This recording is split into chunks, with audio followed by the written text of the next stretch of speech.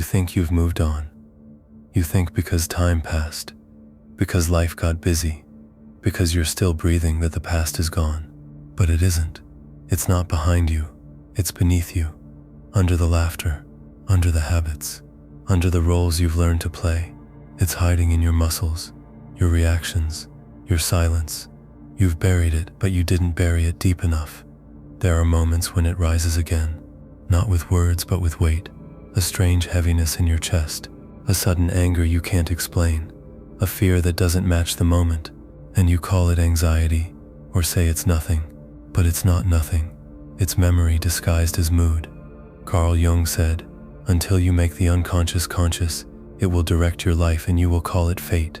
And this is how most people live, haunted but unaware, chained but calling it personality, running from pain and calling it growth. But healing doesn't begin by pretending you're healed. Healing begins where pretending ends.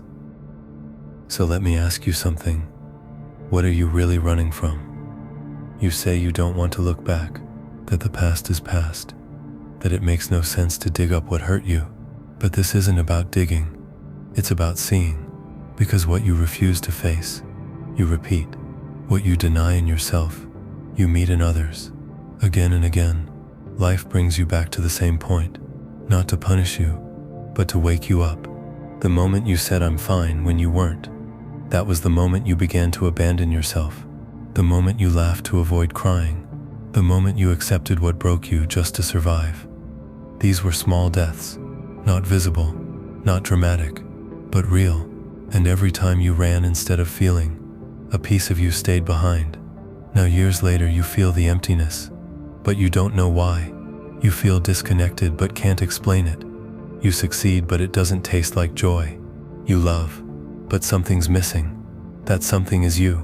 The version of you that never got to feel what they needed to feel. The one who never got to grieve, to scream, to fall apart, to heal. So the pain stayed frozen in time, like a photograph you never developed. And the more you try to forget, the louder it becomes. Because the past doesn't want revenge. It wants recognition, not for what happened, but for what it cost you. This is the wound you refuse to look at, and yet it defines you. It chooses your relationships. It shapes your fears. It whispers into your choices. You may not see it, but it sees you. Every time you numb out, every time you chase validation, every time you sabotage what you say you want. That's not weakness. That's memory. Not in the mind, in the soul. You don't need to heal everything at once, but you need to stop running. You need to pause long enough to listen. What is your pain trying to tell you? What have you never dared to say out loud? What part of you have you silenced, just to be loved? This is where the journey begins, not with answers, not with comfort, but with truth. And truth is rarely gentle.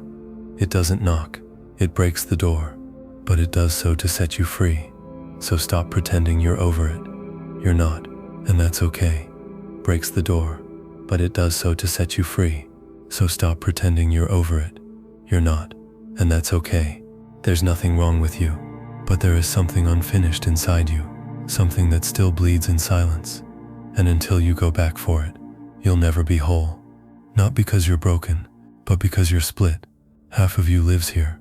The other half is still hiding in a moment you never faced. And it's time to go back, because healing isn't moving forward. It's returning to the place where you lost yourself, and choosing, this time, not to leave. You think you're living your life, but what if I told you you're actually living your defense? Look closer. The way you avoid conflict, the way you smile when you're hurting, the way you keep busy, chasing goals you don't even feel connected to. These aren't choices, they're reflexes, protective layers, a fortress built around a wound. Carl Jung said that when we repress something, it doesn't disappear, it waits. And while it waits, it shapes you from the shadows. It becomes your reactions, your preferences, your fears. The past doesn't stay in the past. It becomes the lens you see through, and the prison you move inside. You've learned how to survive, but surviving isn't living. Survival is when you walk around yourself, when you edit your words to keep the peace, when you overachieve so no one sees your shame, when you play strong just so you don't fall apart. You call it being mature, being resilient, being over it. But the truth is, you've just grown skilled at avoiding your own depths. You learned how to keep people at a safe distance, even when you love them. You've become a master at holding it together. But at what cost? You want connection, but you don't trust it. You crave love, but you flinch when it gets too close. You chase meaning, but your soul feels numb. Why? Because every step forward is built on a foundation you never checked. And what's buried there is still alive. The pain, the betrayal, the words you swallowed, the rage you never expressed, the child in you still waiting for someone to finally say you didn't deserve that. But no one said it, and maybe they never will. So now it's on you. You can't keep building your life on top of ruins and expect peace. You can't decorate the mask and call it healing. The house you've built, your career, your relationships, your identity might look stable, but underneath, the ground is cracked, and sooner or later, the truth leaks through, in the form of burnout, in the collapse of another relationship, in the sudden flood of emotion that catches you off guard and leaves you speechless. That's not failure, that's the soul revolting. There is no peace without integration. There is no future without reckoning with the past. There is no love without returning to the parts of you that were left behind. You don't need more strength, you need more truth. You need to admit where you're still hurting, where you never got closure, where you still carry shame that was never yours to begin with. Because here's the secret. Healing doesn't mean becoming someone new. It means remembering who you were before you had to become someone else to survive. You've been pretending for so long, you forgot what it feels like to be real, to say what you mean, to let yourself be seen, to not apologize for needing. And that's not your fault, but it is your responsibility now. Responsibility isn't blame, it's power. The moment you stop waiting for someone else to fix it, you take back your life. The past happened, you were hurt, you lost parts of yourself that were never meant to be taken, and that's real. But now you have a choice, to keep hiding beneath the life you've built, or to tear it down brick by brick until you find yourself again. This is not about burning everything, it's about uncovering what was true before the pain. It's about meeting yourself, not the version you show the world, but the one who never stopped waiting for you to come home. And maybe, just maybe, that's where your real life begins. Not in the success, not in the praise, not in being okay, but in finally being honest. There comes a moment when the distractions stop working. The career doesn't fill the void. The relationship doesn't fix the ache. The routine becomes a prison. You look around and realize you're exhausted, not from life, from running, from pretending, from carrying weight that was never meant to be carried alone. This is where most people panic. They think something's wrong with them, that they've failed, that they've broken down. But no, this is the moment before the truth. This is the sound of the soul knocking on the door. You're not broken, you're full of what you never said, full of what you never let yourself feel, full of ghosts you tried to outrun but who never stopped following you. And now they're asking to be seen. Carl Jung called this confrontation the shadow, the part of you you've buried, disowned, rejected. The rage, the grief, the jealousy, the despair, all the emotions you weren't allowed to feel because they made you weak, ungrateful, or too much. But the shadow doesn't disappear. It waits, and it grows, until one day you snap at someone you love, or sabotage the thing you prayed for, or crumble in silence, smiling through the wreckage. And you say, I don't know what's wrong with me, but deep down you do. You just didn't want to look. The shadow is the mirror. It shows you what you refuse to accept, not to shame you, but to free you. But here's the hard part. The mirror doesn't lie. It will show you how you've betrayed yourself to be accepted, how you've used kindness to avoid confrontation, how you've used control to cover fear, how you've worn strength like armor, just to hide how deeply you needed to be held. And it will hurt. God, it will hurt, because you'll see all the times you left yourself behind, all the moments you said yes when you meant no, all the years you confused peace with silence. But pain is not the enemy. Denial is. You can't change what you don't face. You can't heal what you won't feel. You can't become whole while pretending you're not split. So now the mirror stands in front of you, and the question is, will you look? Not with judgment, not with excuses, not with the stories you've told to survive, but with presence, with humility, with the courage to say, this is me, all of me, and I'm done running.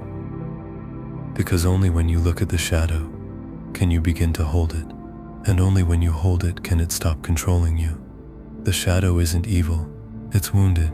It's the part of you that was never allowed to speak, and now it's screaming, not to harm you but to be heard. Sit with it, let it speak. Ask, what do you want me to know? What are you protecting me from? What truth have I been too afraid to hear?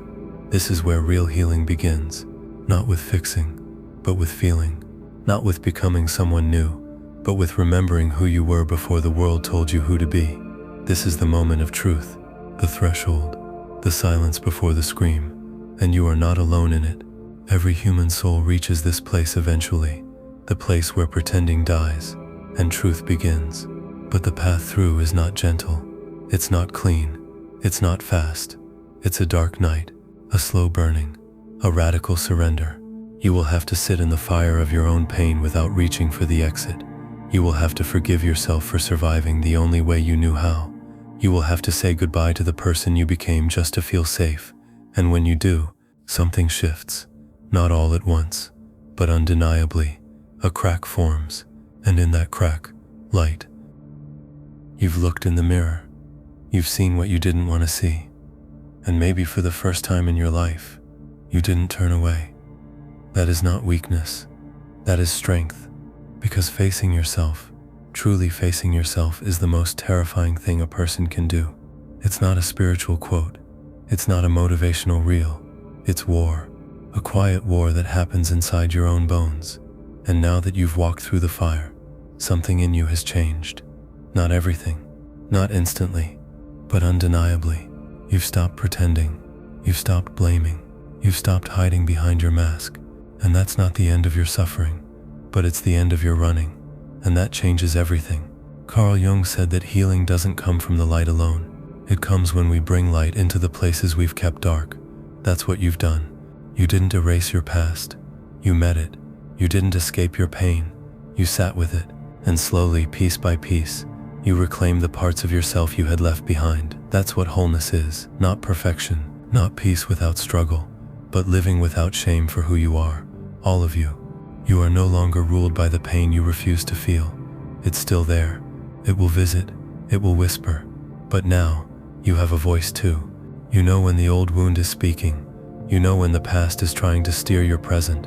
And you know you don't have to obey. That's freedom.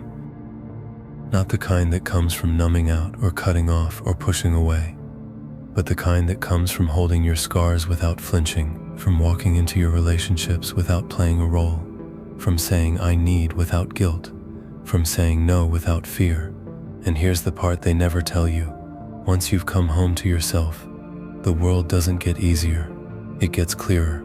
You start seeing who drains you and who sees you. You stop mistaking chaos for passion. You stop calling pain a test and start calling it a message. You stop trying to earn love and start recognizing where you gave yourself away.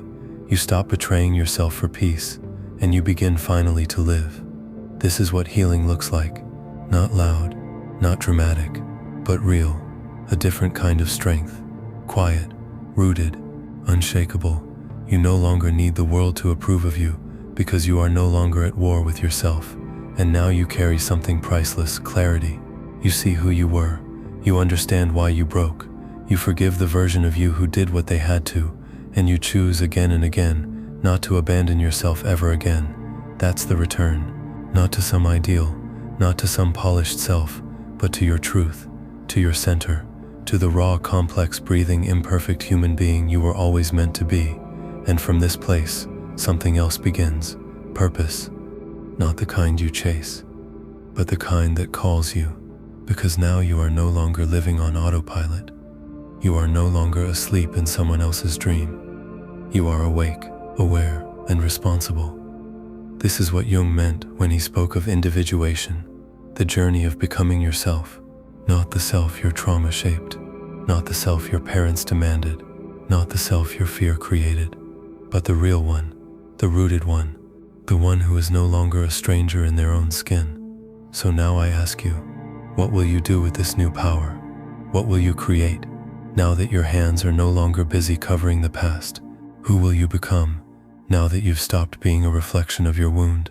Because healing isn't the end, it's the beginning of a life that is yours, the beginning of a love that isn't codependency, the beginning of a voice that doesn't tremble when it speaks the truth, the beginning of a path where you no longer follow, you lead. And if the path shakes, let it shake. You've walked through worse. You've survived your own silence. You've looked the shadow in the eyes. You are not who you were. You are not running anymore. And that changes everything.